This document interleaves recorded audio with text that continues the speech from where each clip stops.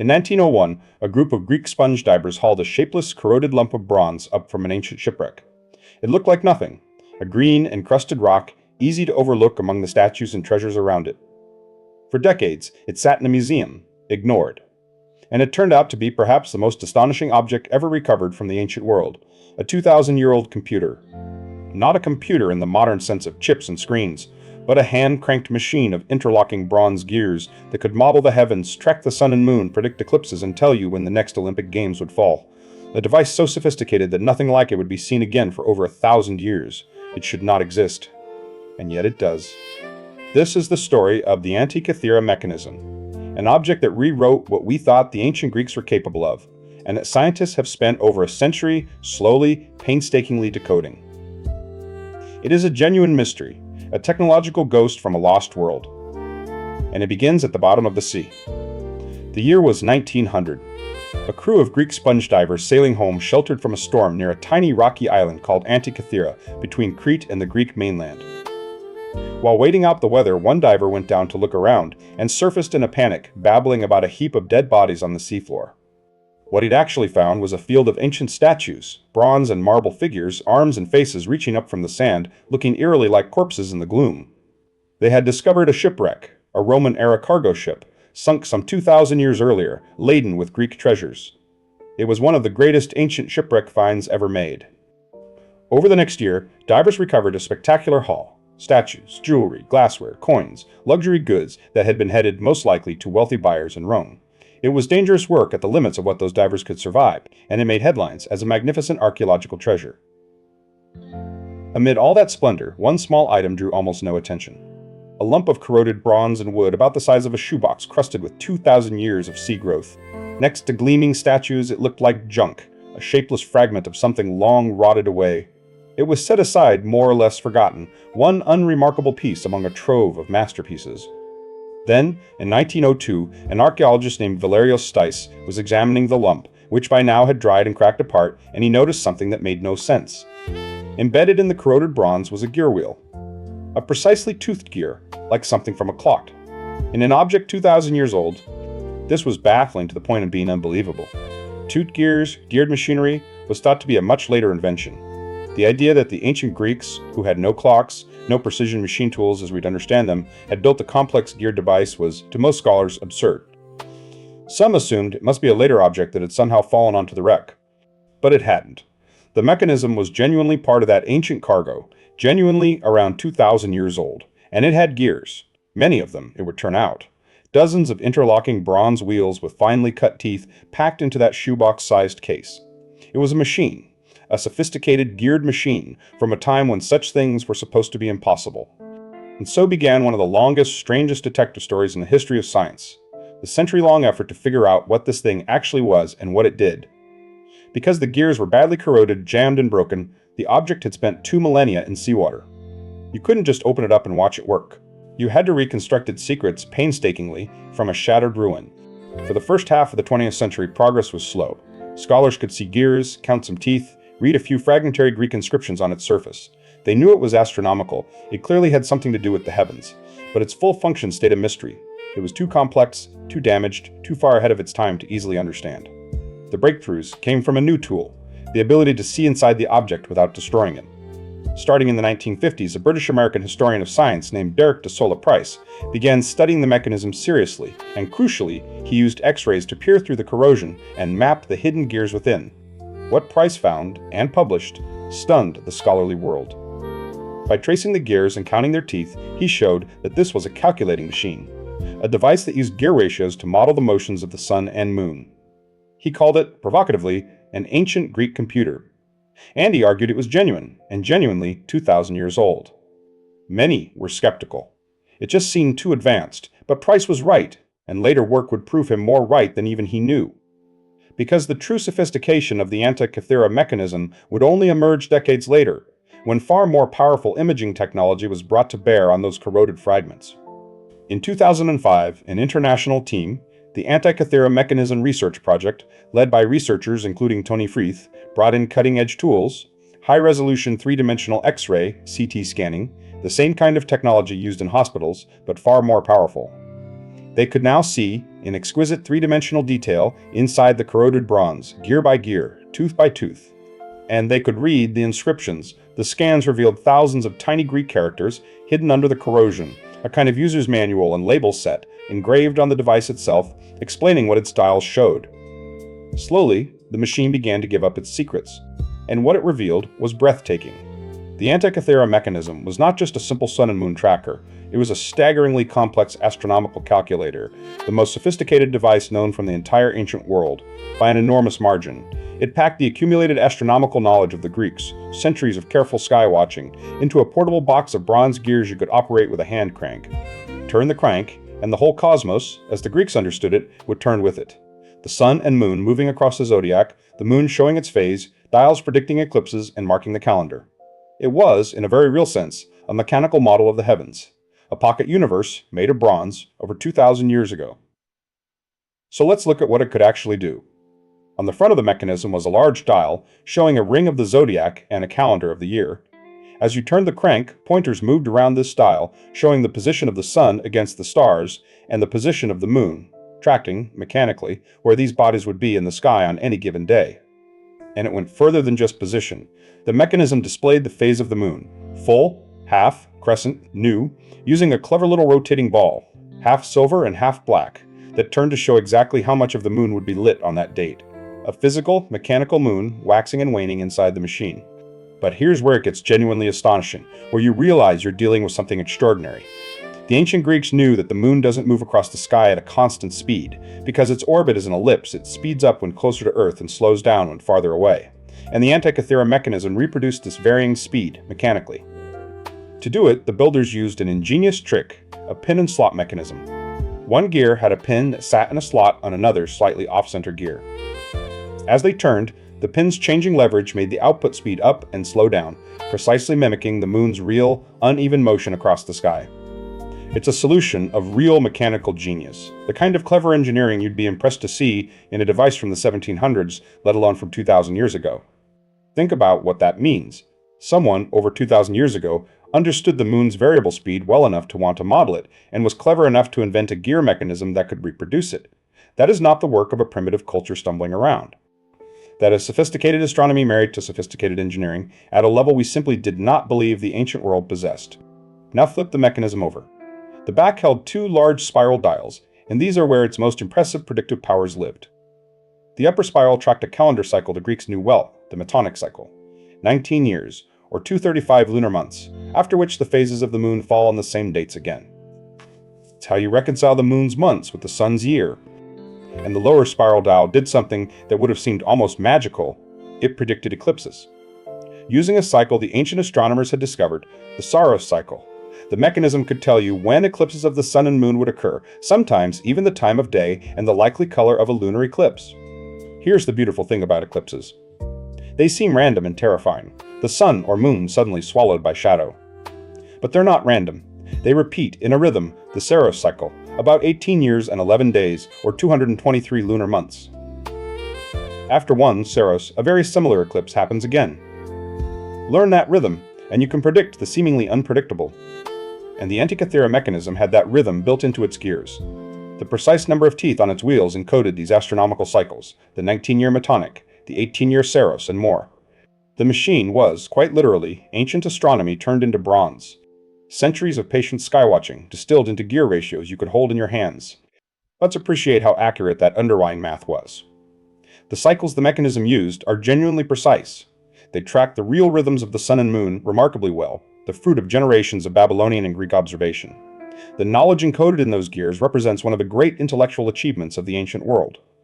Now, an honest note, because it matters. The mathematics the mechanism encoded was excellent, but the machine itself, the actual bronze object, was not a flawless instrument. Hand-cut triangular deer teeth, ancient manufacturing, and accumulated errors meant its pointers could drift off from perfect accuracy. It was a brilliant idea, executed with the limits of ancient craft. The concept was centuries ahead, the execution was bound by its time. And there was one more dial, smaller, that reveals the culture that made it. A 4-year dial tracked the cycle of the great Pan-Hellenic Games, including the Olympics. This machine of the heavens also told you when the next Olympic Games would be held. A charming, very human touch, the cosmos and the sporting calendar on the same beautiful device. There's strong evidence the mechanism also modeled the planets, Mercury, Venus, Mars, Jupiter, Saturn, the five known to the ancients, showing their positions and their strange looping motions across the sky. But here we have to be careful and honest. The planetary gearing did not survive. That part of the machine is lost. So the planetary display is a reconstruction. A brilliant, carefully argued one, based on the surviving inscriptions and the logic of the gears, most fully worked out by a University College London team in 2021. But it's important to distinguish what we know for certain: the sun, moon, phases, eclipses, and calendars, which are directly evidenced in surviving gears, from what is reconstructed. The planets are our best informed reconstruction, not a proven certainty. Even setting the planets aside, what remains is jaw-dropping. A hand-cranked bronze box that modeled the sun and moon, showed the lunar phase, captured the moon's varying speed, predicted eclipses years in advance, tracked multiple calendar cycles, and marked the Olympic Games. All from around 100 BCE. All from a civilization we thought had nothing remotely like it, which raises the deepest question of all: how? Here is what makes the Antikythera mechanism not just impressive, but genuinely unsettling to historians. It is not part of a gradual progression of ancient technology. It stands utterly alone. There is nothing else like it from the ancient world. No simpler prototypes leading up to it, no later refinements building on it. It appears, fully formed, and then nothing. Think about how technology normally develops. The first cars were crude, then improved over decades. Computers went from room-sized to pocket-sized in steps. Technology usually leaves a trail. Earlier, simpler versions, and later, better ones. The Antikythera mechanism has no such trail.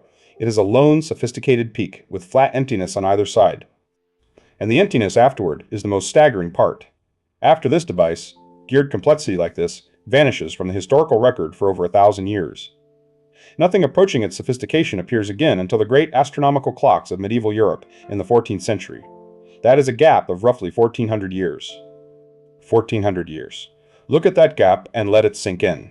Someone, around 100 BCE, built a geared astronomical computer of extraordinary sophistication, and then that level of technology was not seen on Earth again until the 1300s. The knowledge to build such things existed, and then it was lost for 14 centuries. That is one of the most remarkable facts in the entire history of technology. How does that happen? How does a civilization build something so advanced, and then the capability simply disappears? The honest answer is that we don't fully know.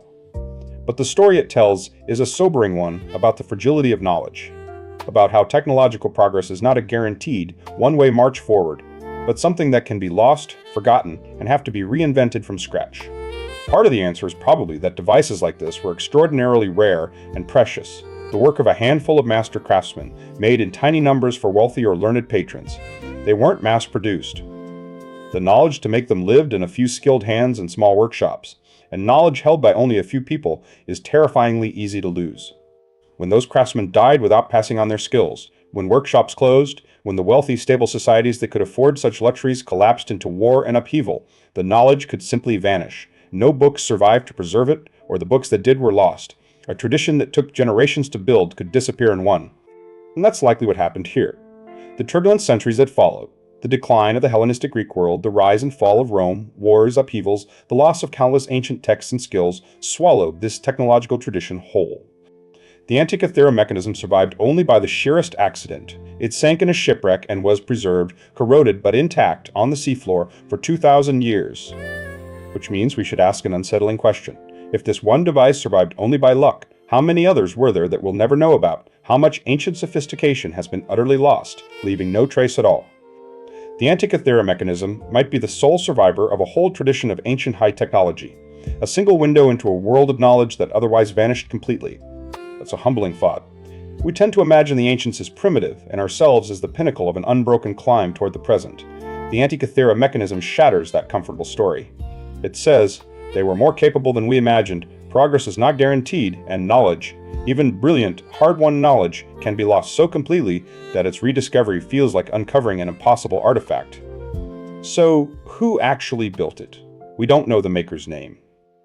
But the sophistication points to the great tradition of Greek astronomy and mechanics. Some scholars have linked it to the school of the brilliant astronomer Hipparchus, or to the engineering traditions associated with Archimedes, who was said to have built astronomical devices. It emerged from a world of Greek genius we can only glimpse through its one surviving masterpiece. Ancient writers, in fact, occasionally mention such devices. Geared models of the heavens, spheres that showed the motions of the sun, moon, and planets, attributed to figures like Archimedes. Historians had often assumed these were exaggerations or misunderstandings, because surely the ancients couldn't build such things. The Antikythera Mechanism proved the ancient writers right. They could. They did.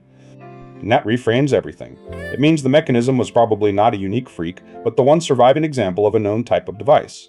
Rare and precious, yes, but part of a real tradition of Greek astronomical machinery that we had dismissed as legend. The legend was true, we just needed the seafloor to preserve the proof. Piecing all this together took an extraordinary, ongoing scientific effort spanning more than a century, from the first startled glimpse of a gear in 1902, through Price's X-rays in the mid-20th century, to the powerful CT scans and computer reconstructions of the 2000s and beyond. Modern science, decoding ancient science. It's a beautiful collaboration across 2,000 years, and the work isn't finished. Researchers are still debating the exact details of the gearing, still refining reconstructions, still arguing over precisely how the planetary display worked and exactly when and where the device was made. The Antikythera Mechanism remains an active frontier, a 2,000-year-old puzzle that continues to yield new insights and new astonishment. Each new scan, each new reconstruction, has tended to reveal not less sophistication than expected, but more. Every time researchers think they've grasped how clever it is, they find it's cleverer still. It keeps outrunning our expectations of what the ancient world could do. And that, more than any single feature, is the enduring shock of it. Because, at its heart, the Antikythera Mechanism is a message from a lost world. A world of Greek thinkers and craftsmen who understood the heavens deeply, and who could build machines to model them, and whose knowledge was then swallowed by history for over 1,000 years. It's a bottle washed up from a vanished sea of human genius. And it leaves us with profound questions about what else was lost, about how fragile knowledge really is, and about how we should think of our own place in the long, uneven, sometimes reversing story of human progress. So let's turn to what this 2,000-year-old computer can teach us, here, now. Because the Antikythera Mechanism is not just an ancient curiosity, it's a mirror, and what it reflects back about knowledge, progress, and loss is something we very much need to see. The first and deepest lesson of the Antikythera Mechanism is that human progress is not a guaranteed upward line. We tend to assume that knowledge, once gained, is gained forever, that civilization only ever climbs. This device is proof that it isn't so. Knowledge can be lost. Sophistication can vanish. A capability humanity possesses in one century can be utterly gone the next. 1,400 years separated the Antikythera Mechanism from the next comparable device. For 14 centuries, no one on Earth could build what some anonymous Greek craftsman had built around 100 BCE. That knowledge existed, and then it didn't, and it had to be painstakingly reinvented from scratch more than 1,000 years later. Progress went backward, and stayed back, for longer than most civilizations last. This should make us humble, and a little watchful. The comforts and capabilities of our own civilization are not permanent by default. They rest on chains of knowledge, skills, institutions, and stability that could, in principle, be broken. The ancients thought their world would last forever too. Their most advanced technology ended up as a corroded lump on the seafloor. Its secrets lost for 2,000 years. It's not a doom-laden point, it's a call to value and protect knowledge, to write things down, to teach the next generation, to preserve and share what we learn so that it can't vanish with a single collapsed workshop or a single lost library. The Antikythera Mechanism survived by pure luck. We shouldn't leave the survival of knowledge to luck. The second lesson is about how badly we underestimate the past. We carry a quiet arrogance about earlier peoples, imagining them as simple, superstitious, technologically primitive. The Antikythera Mechanism is a stinging rebuke to that arrogance. These were people who understood the subtle motions of the heavens and could build precision machines to model them 2,000 years ago. They didn't have our tools, our materials, our accumulated centuries of science. But they were every bit as intelligent, as curious, as inventive as we are. Human genius is not a modern invention. It has always been here, in every era, doing remarkable things with whatever tools the age allowed. We are not smarter than the ancients. We just stand on more accumulated knowledge. Knowledge they helped begin. And it makes you wonder what else we've gotten wrong about the ancient world. If the Greeks could build a geared astronomical computer that we didn't believe possible until we held the proof, What other capabilities did earlier peoples have that we've dismissed, or that left no surviving trace? The Antikythera Mechanism is a reminder that absence of evidence is not evidence of absence. The third lesson is about the sheer role of chance in what survives. We know about this device only because it happened to sink in a shipwreck, in conditions that preserved it, and happened to be found by sponge divers 2,000 years later, and happened to be examined by someone sharp enough to notice a gear. Break any link in that chain, and we'd never have known. Our picture of the past is built from lucky survivors, which means our picture of the past is radically incomplete. History is not what happened. It's what happened to survive and be found and be understood. Vast amounts of the human story have simply vanished, leaving no trace. The Antikythera Mechanism is a rare, precious window into that lost world, and a reminder of how much more we'll never see. And the fourth lesson is, I think, the most inspiring. It's about the timelessness of human curiosity. Someone, over 2,000 years ago, looked up at the sun and moon and stars and wanted deeply to understand them, to predict them, to hold their motions in their hands. And they poured extraordinary intelligence and craft into building a machine to do exactly that. That impulse, to look up and want to understand, is the same one that drives astronomy today, that built our telescopes and space probes and computers. The person who made the Antikythera Mechanism and the scientists who decoded it are kindred spirits across 2 millennia, united by the same restless curiosity about the cosmos.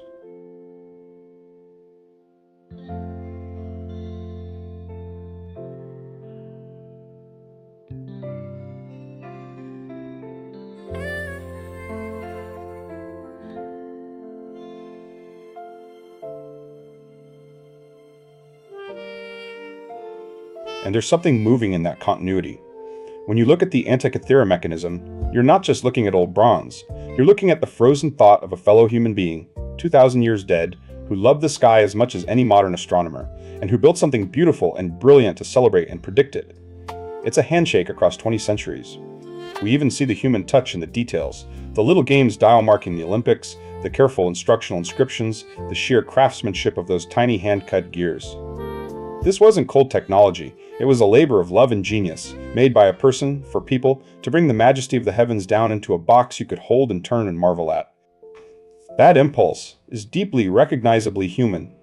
So the Antikythera Mechanism is many things at once, a technological marvel that shouldn't exist, a humbling lesson in how knowledge can be lost, a rebuke to our arrogance about the past, a reminder of how much history has vanished, and a beautiful, moving testament to the timeless human urge to understand the cosmos. All of that in one corroded lump of bronze from the bottom of the sea. It's now recognized as one of the most important archaeological objects ever found, a device that single-handedly rewrote our understanding of ancient Greek technology and forced historians to take the ancient writers and the ancient mind far more seriously. From an overlooked lump beside the statues to a treasure more revealing than any of them. And its story isn't over. As imaging technology keeps improving, as researchers keep studying those fragments, the mechanism will keep revealing more. 2,000 years after it was built, and over a century after it was found, it is still teaching us, still surprising us, still deepening our respect for the people who made it. Few objects have given so much, for so long. If you ever get the chance, you can see the actual fragments in the National Archaeological Museum in Athens, the real, corroded pieces that spent 2,000 years underwater, alongside modern reconstructions showing how it worked. Standing before it, you're looking at the oldest known computer in human history, and one of the greatest mysteries the ancient world ever left us. It's small, and green, and broken. It doesn't look like much, the same first impression that let it sit ignored for years. But knowing what it is transforms it utterly. That humble lump is a 2,000-year-old computer, a survivor of a lost technological tradition, a window into a world of ancient genius, and one of the most astonishing things human beings have ever made. Appearances, as the mechanism proves, can hide entire worlds. The Antikythera Mechanism asks us to look again, at the past, at the objects around us, at what we assume is simple or primitive or unimportant. Because sometimes, the most extraordinary things wear the most ordinary disguises. A shapeless lump can be a computer. An overlooked fragment can rewrite history. You just have to look closely enough to notice the gear inside. That's a fitting lesson from an object that was itself almost overlooked, noticed only because one sharp-eyed archaeologist spotted, in a lump everyone else ignored, a single impossible gear. Discovery so often comes down to that, someone paying close attention to something everyone else has dismissed. The Antikythera Mechanism was hiding in plain sight, in a museum, for years. What else is hiding in plain sight around us now? So the next time you hear someone say the ancients were primitive, or that progress only goes forward, or that we surely found all the great treasures of the past, remember the Antikythera Mechanism. Remember the 2,000-year-old computer that sat ignored beside the statues, and that turned out to be one of the most astonishing objects ever made by human hands. It's a reminder to stay humble about the past, watchful about the fragility of what we know, and endlessly curious about what remains to be discovered. Under the sea, in forgotten museum drawers, and in the overlooked lumps of bronze that might just be hiding a lost world of genius. Let's gather the wonder of it. Around 100 BCE, someone in the Greek world built a hand-cranked machine of bronze gears that modeled the cosmos. The sun and moon, the moon's phase and varying speed, eclipse predictions, calendar cycles, the timing of the Olympics, and very likely the wandering planets. A computer, in the ancient sense, a device that computed the positions of the heavens. It sank in a shipwreck, was hauled up by sponge divers in 1901, sat overlooked, and then, over more than a century of ever sharper science, from X-rays to CT scans, gave up its secrets, revealing a sophistication that keeps outrunning our expectations. And it stands, staggeringly, alone with nothing comparable for some 1,400 years afterward. And from that single, lucky survivor, we draw lessons that reach far beyond ancient astronomy. That progress is not guaranteed, knowledge can be lost, and take centuries to reclaim, that we badly underestimate the intelligence of the past, that our picture of history is built only from what happened to survive, and that the human hunger to understand the cosmos is as old as civilization itself. Of those, the one I'd hold on to most is the fragility of knowledge. It's easy to assume our civilization's capabilities are permanent, that we'll only ever know more. The Antikythera Mechanism whispers a warning. They thought so too. Guard knowledge. Share it. Write it down. Teach it forward. Because the alternative, a 1,400-year gap, is not just a story. It really happened once to something this brilliant. And hold on to the wonder too. There is something almost magical about turning the crank of a reconstructed Antikythera Mechanism and watching the ancient cosmos wheel before you, the sun and moon moving, the phase shifting, the eclipse dial turning, exactly as some Greek genius designed it to, over 2,000 years ago. It's a living connection to a mind long gone. Because that's what the Antikythera Mechanism really is, a message, not in words, though it has those too, but in gears and dials and cycles. A message from an anonymous ancient genius across 2,000 years of silence that says, we were here, we looked up, we understood more than you think, and we built something beautiful to prove it. And it's a message we almost never received. It survived by accident, was found by chance, and was understood only through a century of patient science. How close we came to never knowing that the ancient Greeks built computers. It makes you grateful, and it makes you wonder how many other messages from the past were sent and lost and never reached us at all. So when you look at the night sky tonight, the same sun and moon and planets that ancient device tracked, know that people have been trying to understand that sky and to capture it in ingenious machines for thousands of years. You're part of an unbroken lineage of sky watchers stretching back through the centuries, all the way to a bronze box on a sunken Roman ship. The Antikythera Mechanism connects us to those ancient watchers directly.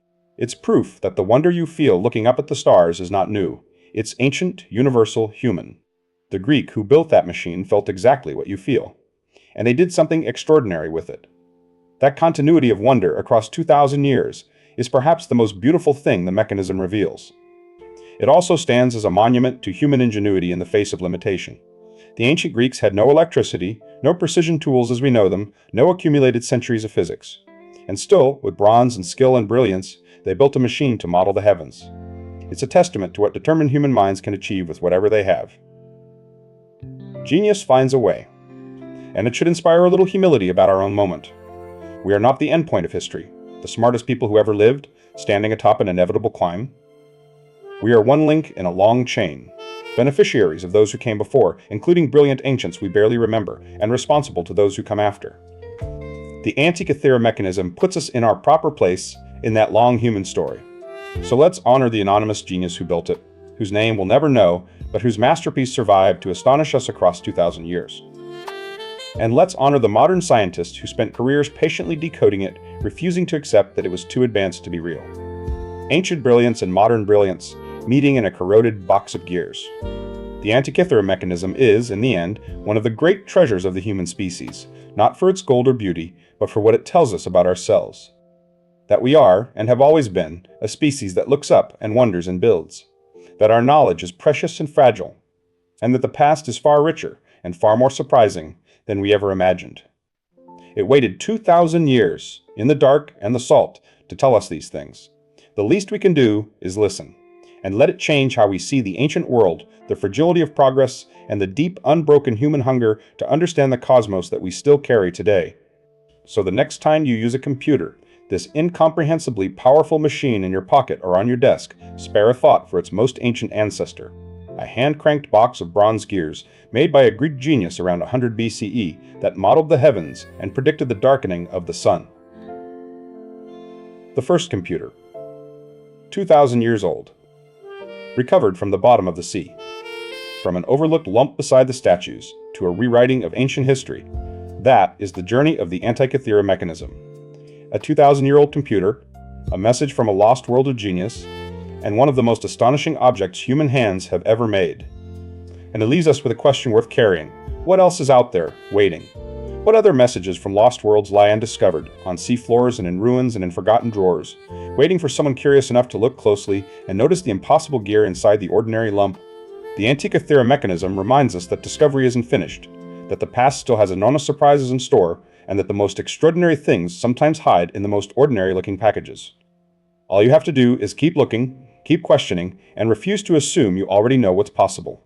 That's the story of the 2,000-year-old computer, a lump of bronze that turned out to be a machine for modeling the cosmos, built by ancient genius, lost for millennia, and slowly, wondrously decoded by modern science, teaching us across the centuries about the fragility of knowledge and the timelessness of human curiosity. Stay curious about the past, because it's stranger, richer, and more brilliant than the tidy story we're usually told. History is full of lost worlds and forgotten geniuses, and every so often, one of them washes up from the deep to astonish us all over again. And stay curious about the overlooked things around you, the lumps and fragments and ordinary objects that no one looks at twice. Sometimes, as the Antikythera Mechanism proves, there's a whole hidden world of genius inside, waiting for a careful eye to notice the gear. So the next time someone tells you the ancient world was primitive, remember the shapeless lump of bronze that sat ignored in a museum drawer for 50 years and turned out to be a 2,000-year-old computer for the heavens. We wouldn't build anything like it again for over 1,000 years. They weren't primitive, not even close. If this blew your mind, do two quick things. Subscribe so you don't miss the next impossible object we bring back to life. And tell me in the comments, what's the most advanced ancient technology you've ever heard of? Then watch this next. The story of how a metal once more precious than gold, fit for an emperor's table, ended up in your recycling bin. It's right here. I'll see you there.